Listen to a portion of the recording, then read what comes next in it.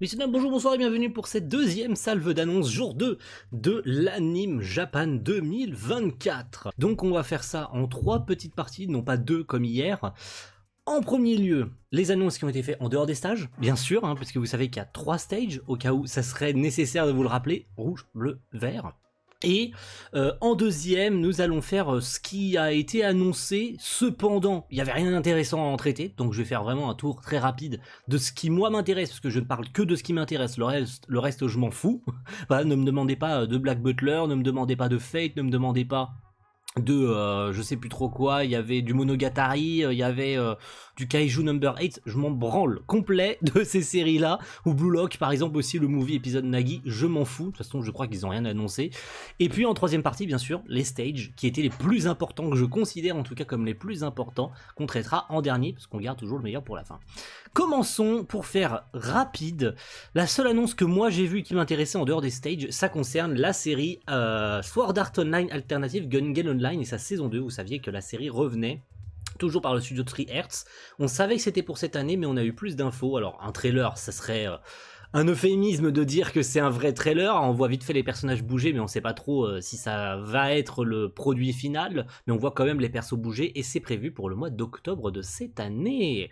Et oui, messieurs, dames, c'est pas une vanne. Ça arrive pour le mois d'octobre. Je pense qu'on commence à être saucé pour le mois d'octobre. Entre juillet et octobre, on est saucé d'une quantité astronomique de séries. Vous allez voir juste après, concernant les autres annonces. On va être giga saucé. Moi, je sais pas comment je vais faire pour pouvoir tout suivre. Je vous le cache pas, et on a une quantité colossale. Donc ça fait plaisir, ça fait un petit goûter. Parce que vous savez qu'il y a le film original qui est annoncé à côté. Alors attention, cette série est un spin-off, un light novel écrit à côté par un autre auteur. C'est pas écrit par l'auteur d'origine de SAO, mais ça reste quand même un petit goûter d'attente, puisqu'ils avaient déjà fait ça entre la saison 1 de cette série-là et Alicization, il me semble, à l'époque. Donc on avait eu un temps d'attente, en fait, ça nous permettait d'attendre, puisqu'on sait que le film est annoncé. Donc on n'a plus qu'à attendre des news du film. En attendant, on a ça pour se rassasier. Alors, deuxième partie, du coup, parce que oui, c'était la seule que j'avais à vous annoncer de ce côté-là, concernant cette partie. Ce qui a été annoncé lors des stages, mais que... ce qui a été annoncé. Les stages où il n'y avait rien d'intéressant. Voilà, faisons simple, disons-le de cette manière. Le panel de Blue Lock... The Movie Episode of Nagi, de toute façon, moi j'ai abandonné la série animée. Bon, bref, certes, le trailer était quand même plutôt satisfaisant, mais je regarderai pas Episode of Nagi parce que je m'en branle. Je trouve que l'animé a suffisamment chié sur le manga comme ça, je préfère rester sur le manga. Ce ne sera que meilleur. Je ne bénéficierai pas de la déception. Je ne ferai pas partie de ceux qui seront déçus si la qualité est pas au rendez-vous, film ou pas film. Voilà, je m'en fous complètement. Ça ne m'intéresse pas le moins du monde. Le panel dédié à Undead Unluck, j'ai abandonné la série à l'épisode 6, donc je m'y suis pas intéressé, je vous le cache pas. Et les deux autres, alors les 3-4 autres, notamment Frieren, qui est arrivé juste derrière. Il y a rien eu, j'ai rien vu passer. J'ai rien vu passer, ce qui est bien dommage quand même. Mais comme c'était pas, en fait, si vous voulez, c'était marqué, certes, Special Stage, mais ils ont précisé quand même Anime Japan 2024. La série s'est terminée tout fraîchement, donc on aurait pu penser qu'ils annoncent une saison 2 et tout, surtout qu'ils ont laissé la phrase d'accroche à la fin de la diffusion de la série, le périple vers ND continue, mais je pense que c'est simplement une phrase... Comme on le voit souvent, c'est-à-dire si vous voulez avoir la suite, allez voir le manga. Est-ce que ça signifie qu'on n'aura jamais de saison 2 ?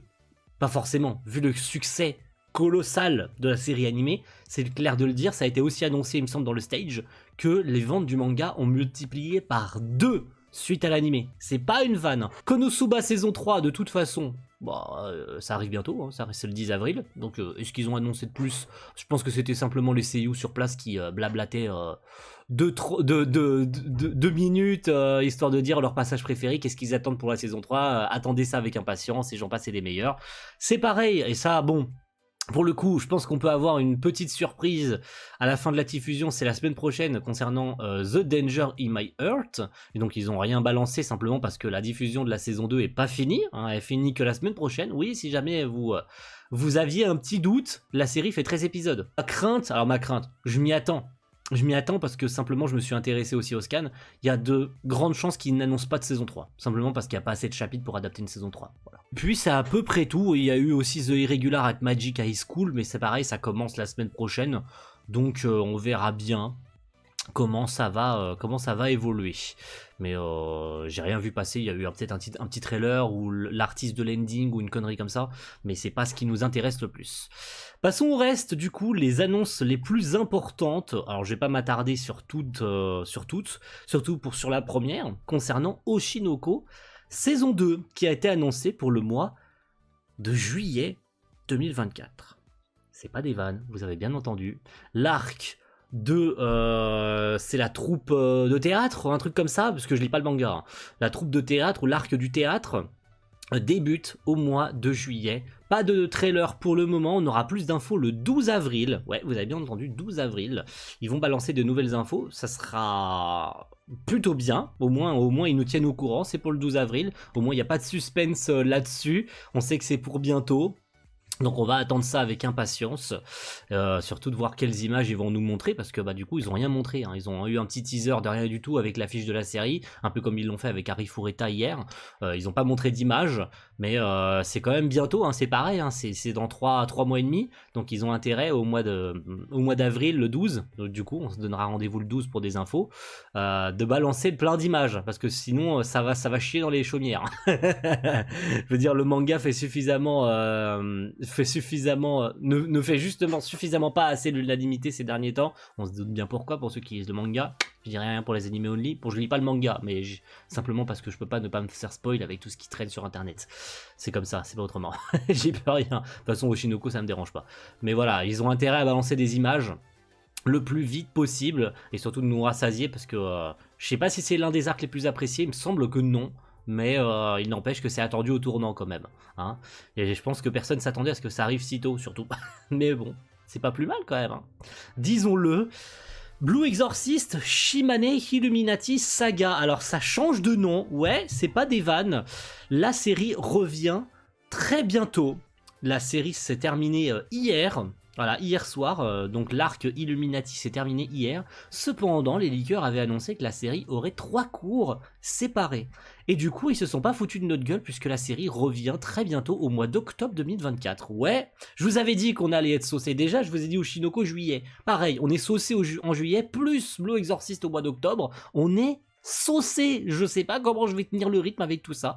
L'arc cependant change de nom, puisqu'on n'est plus dans l'arc Illuminati, mais on peut considérer ça comme une saison 3 partie 2. Cependant du coup, tu peux te taire s'il te plaît, merci. Ça continue à péter, c'est normal, c'est un cadre en verre. L'arc change de nom en s'appelant Yuki no Hatehen Beyond the Snow Saga. Je sais pas du tout de quoi ça va traiter, mais l'affiche quand même met en avant Rin et Yukio. Alors on sait comment finit la saison 2, la saison 3, excusez-moi. Yukio est un peu distant et se sépare, peut-être se sépare de son frère, hein, puisqu'il est jaloux de lui, il est jaloux de ses pouvoirs, il est jaloux de pas mal de choses, il en tient peut-être une haine viscérale, va savoir, mais en tout cas on voit bien ce Yukio et ce Rin avec une petite flaque de sang au milieu. Peut-être qu'il va y avoir une séparation entre les deux frères. Yukio va-t-il rejoindre Illuminati? Voilà, j'ai même mes petites théories là-dessus, j'en sais rien, je lis pas le manga. Mais en tout cas, j'ai bien aimé cette saison 3, je vous le cache pas, j'en reparlerai dans la vidéo de bilan des animés de l'hiver, on en reparlera bientôt. Mais j'ai plutôt bien aimé ceci, donc j'ai rien de plus à ajouter, de toute façon ils n'ont pas balancé d'image, j'avais simplement un petit key visual.